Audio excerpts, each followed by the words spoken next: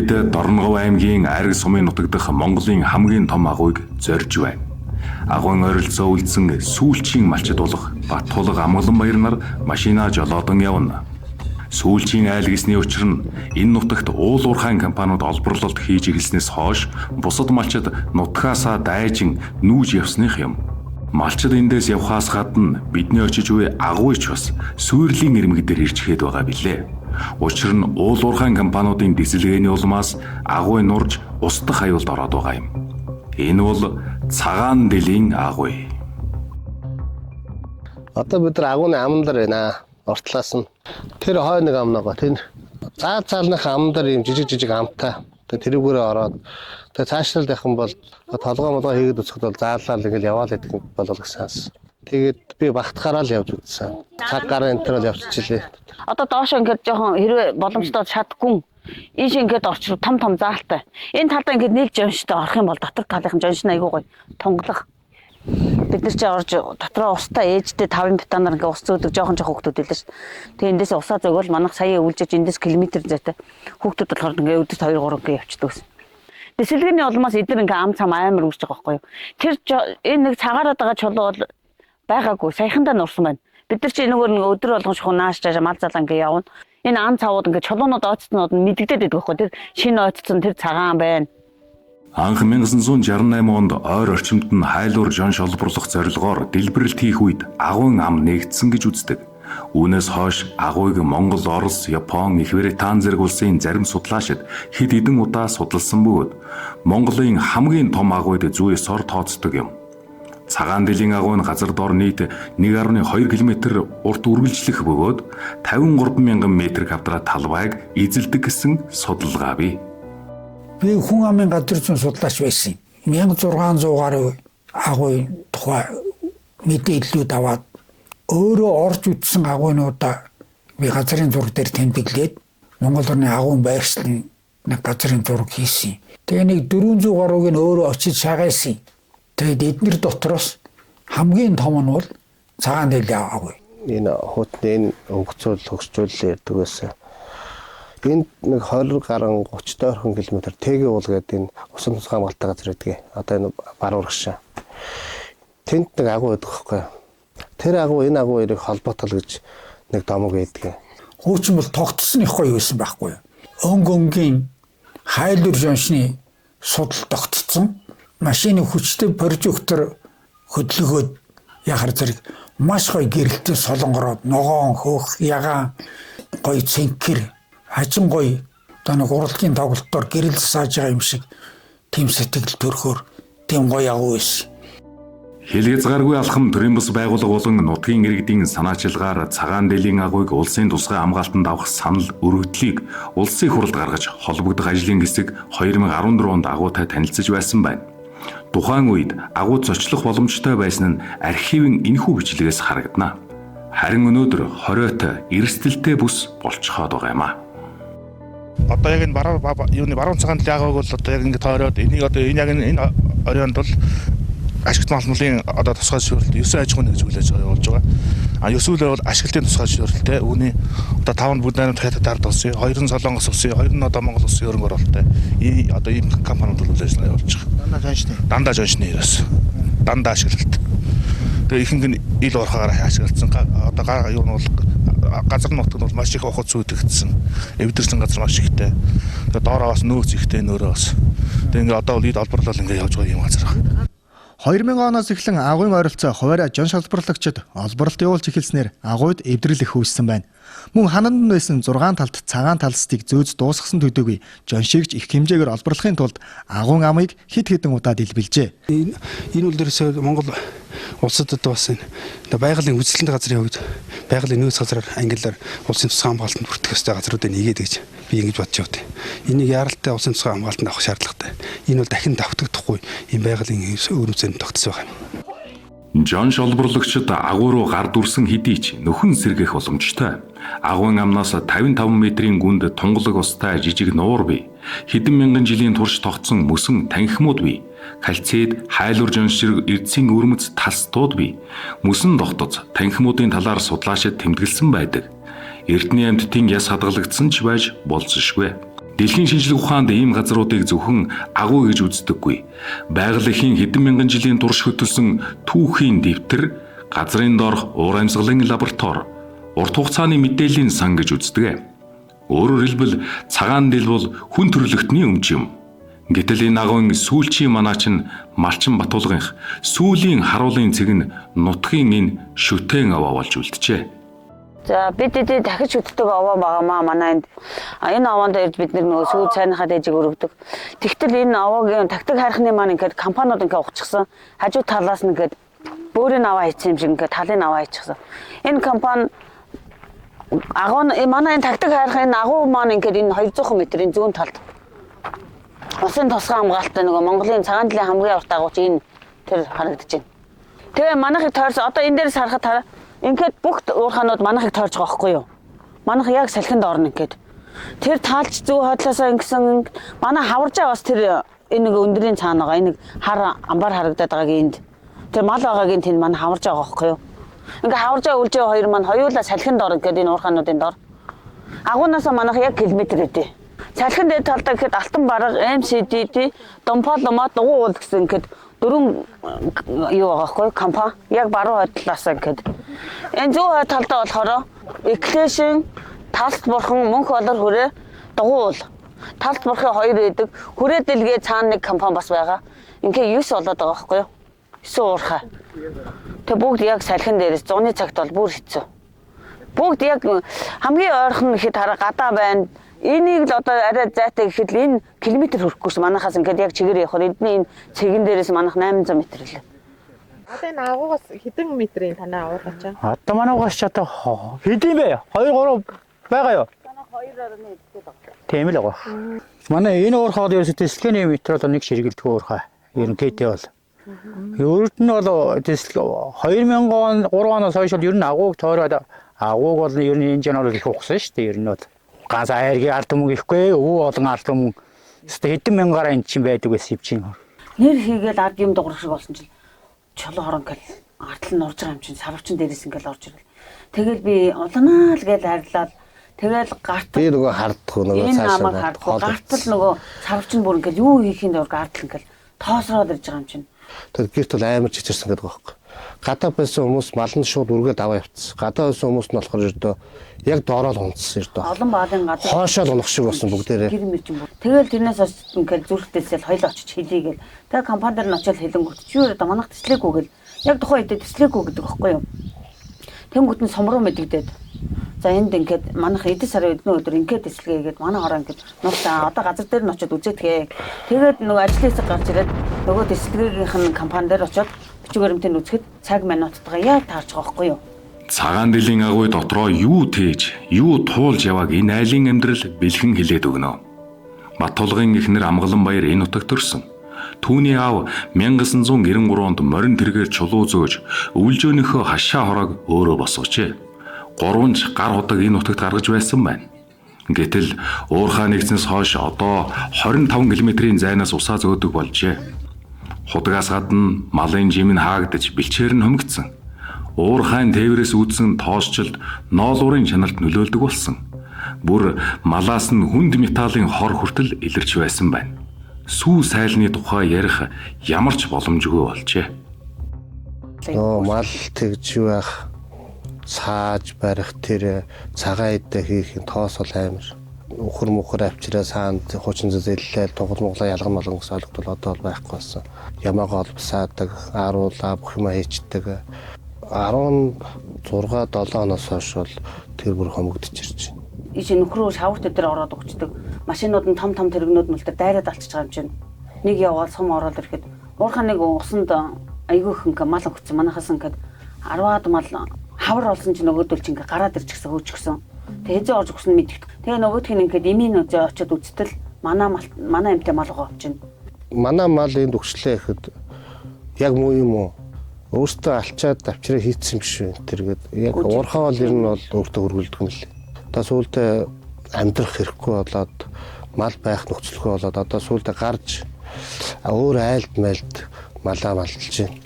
Одоо сүүлийн 2-3 жил явсан тэгж явж байна. Малаас гадна 2022 оны 6 сард манай нэг хүү идэ одоо 13-та манай хонд яв гэдэг эрэхтэй нийл хөл гарын шавар болцсон ирсэн. Яасан бэ миний хөгсөн чинь. Нөгөө энэ Eclation гэдэг компани нь нөхөө ухаад ус нь ингээд бүр дээш ингээд нэлээд гүнзгий одоо эндээс энэ тонн нэрэд ийм гүнзгий ус таахгүй юу гүнзгий ухсан. Тэрэнд нь ишиг орсон байсан чинь цахаас нь ишгээ татаж гаргасан баг шүү дээ. Тэгэл тэрнээс хойш миний зүрх хөвдөл даралт ихсэл тэгэл шууд хүүгээ аваад барьж авч жаавал уйлсан чи ээж яасан юм та чи яагаад гам бэ намайг тухайд гайхчих. Тэгээ би шууд захиргааг дуудаад уцтаал энийг шууд хашаажуул тэхгүй бол одоо хүүхэд ингэх нэ би одоо ингээд үнэхээр гэр бүлийн асуудал нь амар хэцүү. Тэгээ тэрийг 7 хоногийн дотор хашаажилсан.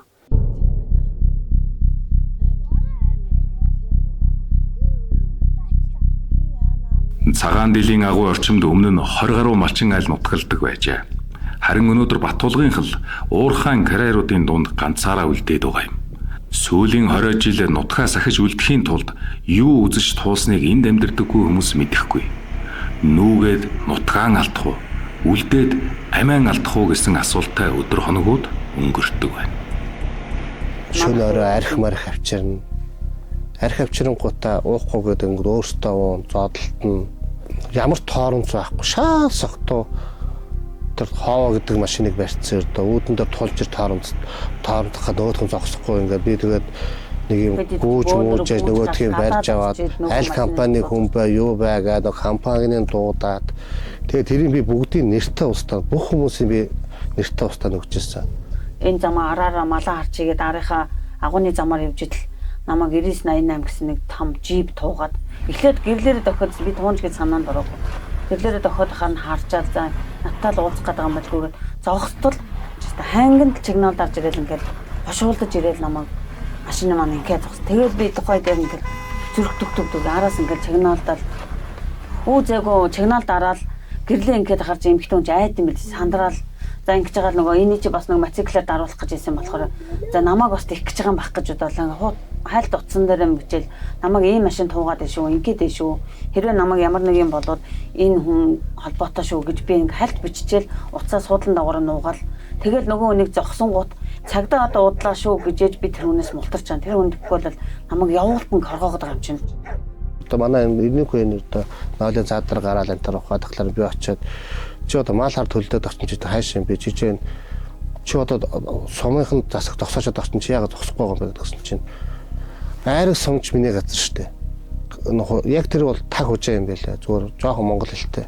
хүн ингээл гэрдээ төс хэдлэн чолоо шидэн 2 өнгөрөөгөл 3 ялдаад тэгээ бид ид чи мал залдаа явахдаа усандаа явахдаа нэг малд явсан чи бүгдээрээ бөөнөр явдаг байхгүй юу нэг хүүхдээ тэгээд ер нь бол тэгэл хүний занаанд л орд юм лээ дөө тэгэл яг л нэг хашигдсан нэрэ шоронд байгаа юм шиг хаяад одоо өөрөөгөө бодлоо энд ингээ хон явж идэл нэг хэсэг мал нь тасраад одоо тэр цаатлын атгуулын тэнд явж ивэл яаж авчрах вэ энийг тойрохын тулд бүгдэн тойроо дотороор нь ороо тэгээ тэрийг ингээд нөхүүдийн тойрж гаргаж ирэх байхгүй юу энэ хооронд ямар их цаг хугацаа орж бензин тас гардаж явах вэ Өнөөдөр цагаан дилийн агуйг үндсэндээ төр биш ганц айл хамгаалж байна. Гэхдээ өнгөрсөн хугацаанд төрөөс цагаан дилийн агуйг хамгаалах орлого огт хийгээгүй хийсэн.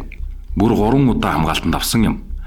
Анх 2006 онд сум, дараа нь 2011 онд аймаг, эцэст нь 2019 онд улсын хурлын тогтоолоор улсын тусгай хамгаалтанд авсан. Энэ бүх хугацаанд нутгийн иргэд эртний нийгмийн байгууллагууд их хүчин чармаалт гаргаж байв. Гэвч төр ийхүү хамгаалтанд авсан шийдвэр нь өмнө нь олгосон өөр шийдвэртэйгээ зөрчилдсөөр. 2009 онд анх 363 га газрыг тусгай хамгаалтанд авч хашаажуулахаас өмнө 2000 оны ихэрл энэ лиценз олгогдсон байсан гэсэн үг. 2015 оноос бид нар энэ нутгийн иргэдтэйгээ нийлээд энэ цагаан дилийн агуйг улсын тусгай хамгаалтанд авахгүйя гэдэг нөлөөлөл ажил хийсэн. Тэгэнгүүт компаниуд чинь манай лицензийг авсны дараагаар улсын тусгай хамгаалтанд авч байгаа учраас бид нар төрөөс нөхөн төлбөр авах асуудал ярьж эхэлж байгаа байхгүй гэж яриад эхэлж байгаа. Аливаа зүйлөөр хууль тогтоомжийн зохицуултын хүрээлэл явна шүү дээ. Тэгээд яаж юм гэхээр өнөөдөр яг амьдрал дээр бол орон нутгийн төвшөнд энийг туслах эрх мэдэл байхгүй шүү. Ганцхан цуцлдаг субъект нь ашигт матамлын газар л байхгүй юу? Тэгэхээр бидний зүйлээс энийг цуцлуулах санаасаа яваагүй ш явсан. Ерөөсөн төр засгийн ямар л энэ дээр анхаарал тавьж явах ёстой, чиг үүр нь хуваарлагдсан, хуулийн дээр бичигдсэн бүх талуудад хандсан.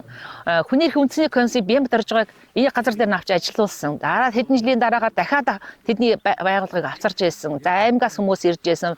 Уул уурхай ям, ашиг малмалтын газар гэдэг бүхэл газрын хүмүүс яг энэ газар дээр навчиж үзүүлээд ингэж болов ажилуулж байсан. Тэгээд ерөөс үр дүн гардаггүй. 2014 онд намайг багийн иргэдийн нийтийн урлагийн дарга байхад айгүй шаардлага тавьжсэн байхгүй юу. Тэгээд тухайн үед бол айгүй нэлээд шаардлага тавьчлаа гэсэн чинь одоо бодоход айгүй энгийн зүгээр л тэр уурхаанууд хийж болох шаардлагуудыг тавьсан байгаа байхгүй юу. Тэгэхэд одоо тэр шаардлагуудаа огт биелүүлээгүй. Тэгээ одоо энэ 6 сарын 15-нд бас байгаль орчны нөлөөлөх байдлын үнэлгээ хэлгэнэ гэд байж байгаа. Тэрэнд бүр гайхаж байна. Тэр шаардлагуудаа биелүүлээгүй байж дахиад нөлөөлийн үнэлгээ авах гээд байгаа нь одоо ард иргэдийг засаг захиргааг энэ айраг сумынхныг ер нь доромжилж штэ. За 2014 онд бид нар соёлын өвийн тухай хуультай болсон Монгол улс соёлын өвийн тухай хуулиар явах гэсэн зэрэг уул уурхайн ашиглалтын болон хайгуулын одоо лицензийг авахын өмнө талд заавал тэр тухайн одоо компани нь геологийн судалгаа, археологийн судалгаа, угсаатны судалгаа гэсэн ийм 3 судалгаа хийлгэж дүгнэлт гаргуул зөвшөөрөл авсан байх ёстой. Тэдэн дээр нэгэн дээр нь энэ айлын тухай байгаагүй. Бичээгүй. Тэр энэ хүү хойно байж байгаа улсын тусгай хамгаалалтай баруун цагаан дэлхийн агуй гэж байгаа. Тэгээ энэ агуй тухайч тэр үнэлгээнүүдээр байгаагүй. Энд Манайхаарч ороо. Хүн байна, мал байна. Энд улсын тусгай хамгаалалтаа засгийн газар нь авсан юм агуун байна. Энэ ердөө юу ч байхгүй энэ тэр заа. Юу ч байхгүй шүү. Энэ тэгтээ энэ яагаад гэхээр зүгээр автоматар хийгдсэн байна. байна. Энэ одоо 26 онд хийгдсэн. Тий, одоо орох гэж байгаа компани. Компани биш нэттэй ингээд одоо альва нэг юм хүсээд ингээд манай хуралд оруулаад ирдэг. Малчин ард иргэд бидний амьдрал цааш ирээдүйд нөлөөлөх юм байна гэд ойлуулчихж байгаа. Ойлуулаад тэрнийг одоо нэг одоо хурал дээр цоцлогдож байгаа. Тэгэхэд тэр компанийн үйл ажиллагаа шууд явж байгаа юм. Одоо баг битгийд одоо сумын иргэдийн хурал нь одоо хүчин мөхсдсөн ийм хуулийн заалт. Үнэхээр гой сайхан тансаг нутагтай тэндээ өстө мөнгөчсөн тааваараа одоо өөрсдийнхоороо ингээд жаргалтай амьдралж болдог байсныг устгачаад өнөөдөр өөдөөс хөгжил яриад байгаа тэнэглэл өстэй. Харгистэл одоо яаж байгаа юм. Монголын төрийг л одоо хийж байгаа асуудал. Монголын төр дэхтэй хийхтэй үстэй энэ газар нутгийг муухай дээрнэж байна. Би бараг 2018-аас хойш Монгол Улсын сургуулийн судлаач нартай уул уурхайгийн нөлөө гэж судалгаа хийж байгаа. Бүх Монголын хууль уншаад ялангуяа газрын эрх хуулинд хэрэг орж байгаа. Тэгээд үнэндээ бүх хуулинд үзвэл малчин хүмүүс ийм эрхтэй гэж тодорхой биш байна. Ихэнх балчир бараг бүх балчир бол газрын төрийн өвч Монголын засгийн газар уул уурхай лиценз хиймээр байгаа бол эсвэл зам тавьмаар байгаа бол тэднэр хийж болно. Орон нутгийн хүмүүсээс зөвшөөрөл авах хэрэггүй. Тийм учраас бас тэр харвал малчин хүмүүсийн газрын эрх маш чухал байна. Газрын эрх бараг байх гэсэн үг. Уур амьсгалын өөрчлөлт хүний үйл ажиллагааны сөрөг нөлөөний улмаас цагаан дэлхийн агуун ландшафт хувьсан өөрчлөгдөх болсон. Мөн агуу орчмын 3687 га газар уул уурхайн нөлөөгөөр эвдэрч доройтсон гэж агуу судлаач Авирмит 2020 оны судалгааны тайландаа дурдсан байна. Та хэдэн настай байхдаа анх энэ агууг мэдчихсэн бэ? Мэдхгүй 30 хэд байсан багтаа. Бяран хатааны юм шигтэй. Одоо бол ер нь ойртох газар байгаа ч юм уу хаагуурлууд шараагоор ашаа хийсэн байдаг шүү дээ. Миний мэд 98 онд ургадаг байсан хазар гэдэг ургамал ердөө дахиж ургахгүй байгаа юм. Тэгээ аг гашунгээд манай энэ хунаагуурч гисэн зөндөө лэнтэй ургадаг байсан тэр ургамал бол байхгүй. Энэ бэлчээрийн дахалтыг багасгахын тулд худгуудыг нэмжих ёстой шүү дээ. Худаг бол харьцангуй хямдхан шүү дээ. Унгарчууд биднэрт хэдэн 10,000 худаг гаргаад өглөө. Сайхан тоноглоод өглөө.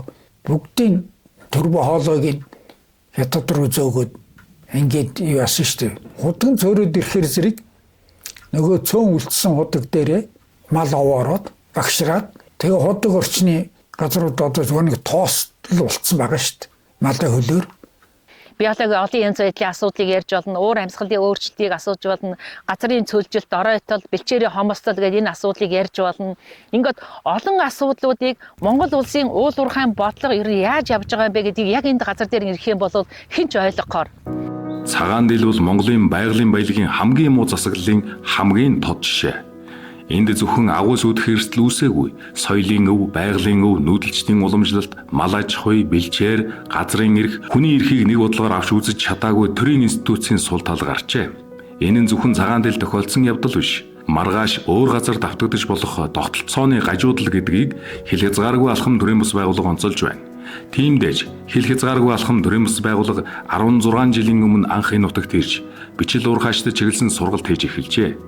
Үүнээс хойш нутгийн иргэд, малчид, уул уурхайн компаниуд төр зэрэг олон талыг уулзуулж сургалт мэдээлэлээр хангаж ирсэн байна. Үндсэндээ төрийн хийж чадаагүй тэр орон зайг нөхөхөөр ажиллаж байгаа юм аа. Монгол улсад бол ерөөсөө нийгмийн нөлөөлөмөл гэдэг нь бол хийдгүй юм байна, хийх эрх зүйн орчин бол байхгүй юм байна. Тэр эрх зүйн орчноо засгийн газар бүрдүүлээгүй юм байна. Энэ хооронд манай байгууллага нөлөөллийн ажлыг бол хийлээ. За ингэж явсаар яжгаад 13 жилийн дараа засгийн газрын 374-ийг 58 дугаар тогтоол болгож өөрчилсөн. За юу гэхээр зэрэг амжиргаа, өрхийн орлого, сэтгэл санаа, итгэл үнэмшил, соёл уламжлал, за тэгээ зан заншил, гендер гэд ингээд нийтдээ 9 үзүүлэлтийг бол тэнд оруулж чадсан. Яалч байхгүй Монгол улсад жишг болох үс юм нэг үзүүлэлтүүд аргачлал гаргаад ирж байгаа. Тэгээ энэ аргачлалынхаа энэ яг айл дээр бодиттой байгаа энэ айлын юм дээр түшиглээд бид нар үндсийн нэг аргачлалтай болъё, жишг загвартай болъё гэж сумын захиргаатай, уурхайн компаниудаа олон удаагийн уулзалтаараа бид нар бол ярьсан. Ингээд бол жишг болох гэдэг ингээ явж байгаа. Ийхүү жишг үнэлгээ бий болсноор зөвхөн Батулгын гэр бүлээр зогсохгүй. Ийм нөхцөлд байгаа мянган малчтад тус нэмэр болох юм. Цаашлаад тэдгээр малчтаар дамжин байгаль хамгаалагдаж, уул уурхайд хяналт тэнцвэр бий болох юм.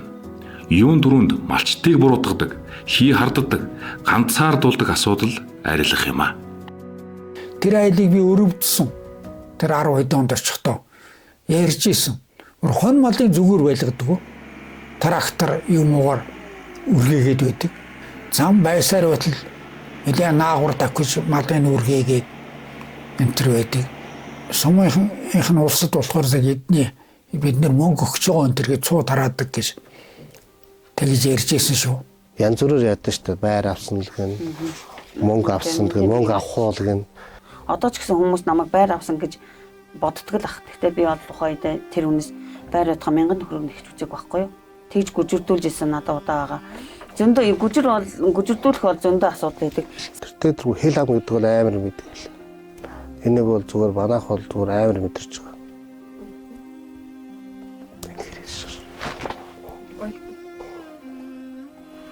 Тухайд өдөр шөнөгөө одоо ингээл голдоо би нэг сонио нэргүй хүчэйг тусна. Одоо ингээл зүгээр даалт ихсэл 200 хүрэл 180 хүрэл тэгэл эмнэлэгт очиод яхаар даалт ихсэн маань ингээ буулгах тарай мараа ингээ хийлгчээл орой нэрэл дахиад өгсөд байна. Яагаад байгаа учир нь олдохгүй.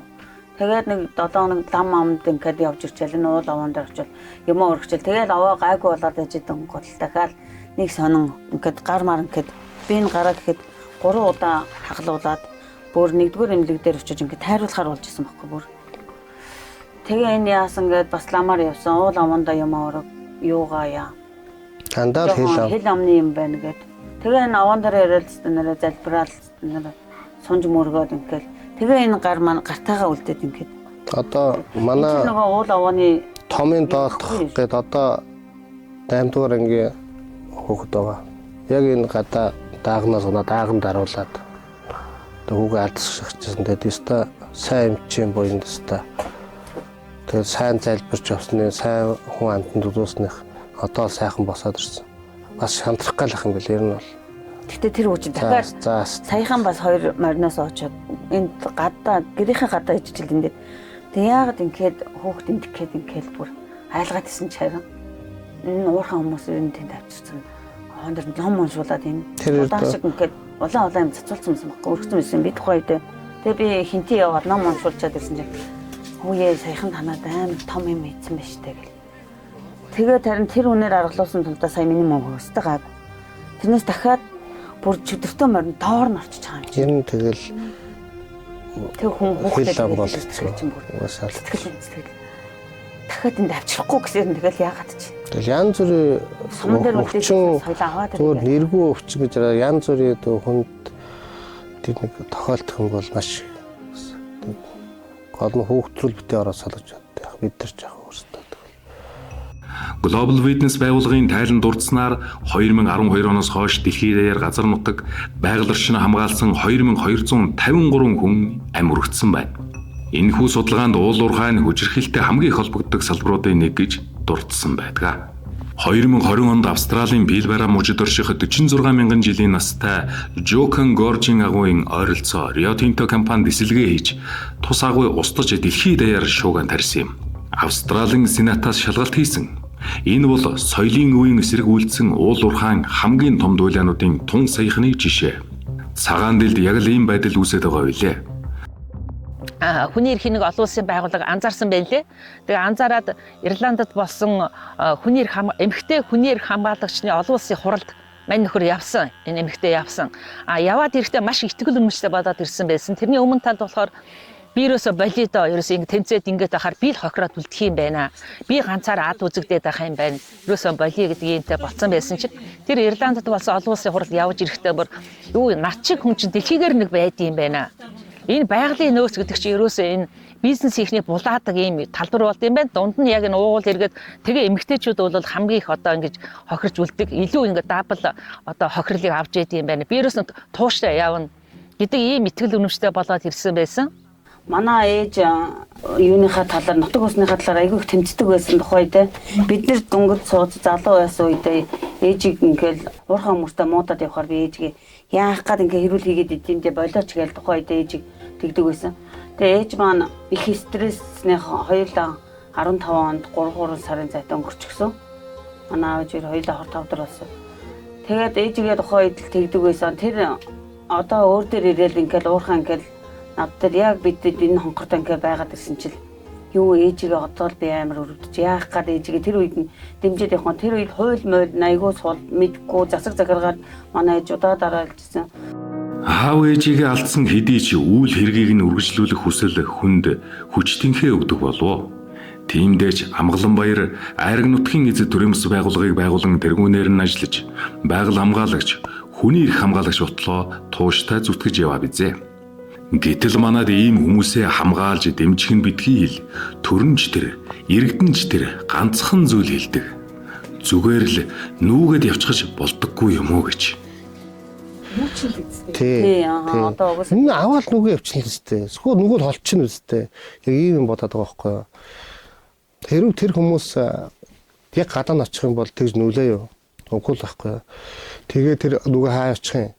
Шууд ингээд чигээрээ тэнэг юм шиг тэмцэж явсан бид хоёр л ах шиг. Нодлонгийн 7 сард бас тэгээ буруу энэ төлөө тэмцээг юм чинь бид нар зоригтой байдаг яадаг. Одоо мөнгөн дээр бүх юмыг шийдэх. Энэ нэг юм байгаа байхгүй. Мөнгө биш байхгүй ер нь бол. Одоо манайх энд байж тээ. Одоо бид хоёр энд одоо ингээд нэг 10 хэдэн жилийн одоо ингээд тэмцлээд малаад ингээд байж штэ. Энэ уул уурхаануудын гортхын хүртэл бид нар мэддэг байсан. Илүү тавхгүй шүү. Тэгэхээр ердөө наашаа гიშгэлдэг байсан. Тэгээд одоо ингээд манайхаас урагшаа ингээд зөндөө лиценз байгаа. Ингээд шууд XK гараад яваал ингээд очингууд хаа очин бид үл очин тэрийг бид үл зогсоож байгаа байхгүй. Бүгдэнд нь мэдгдэл наацсан гэл. Бид нар байхгүй бол энэ тэгэл дуусаа. Бид нар айлэр туусчих гэсэн энэ угаасаа өнөөдөр хүртэл бид нар ингээд байж л энэ угаасаа тэгэл.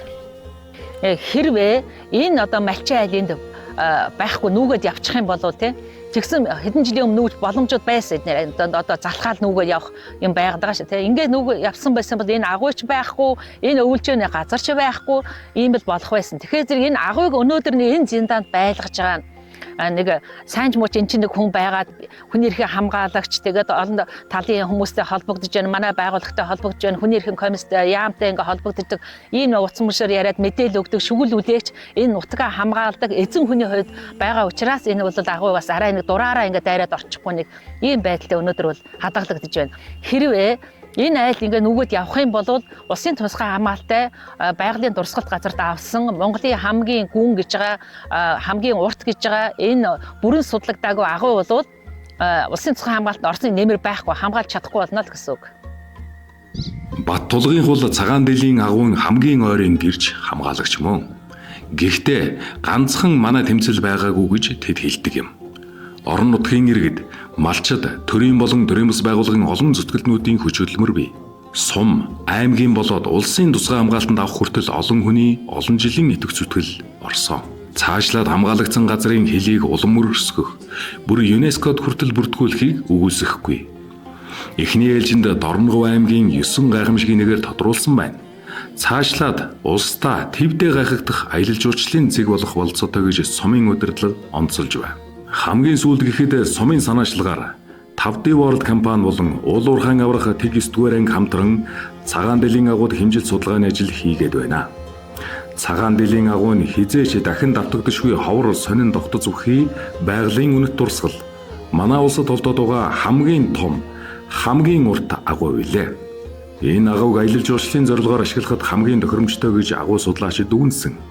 Гэхдээ агуйн нурж болзошгүй эрсдэл дунд байсаар буйг мартаж болохгүй. Агуйн хувь заяаг инхүү хөндөхн уулуурхайн компаниудыг ад үзэж үйл ажиллагааг нь зогсоохын тулд биш юм. Харин Монгол төрийн бодлогууд өөр хоорондоо зөрчилдөхгүй байх. Уулуурхай ба нүүдлийн соёл, байгалийн өв, нутгийн иргэдийн оршихуй, хөгжлийн асуудлыг ухаалаг зохицуулах ёстойг харуулсан бодит жишээг бид Дорногов аймгийн Айраг сумаас соруулжиллаа.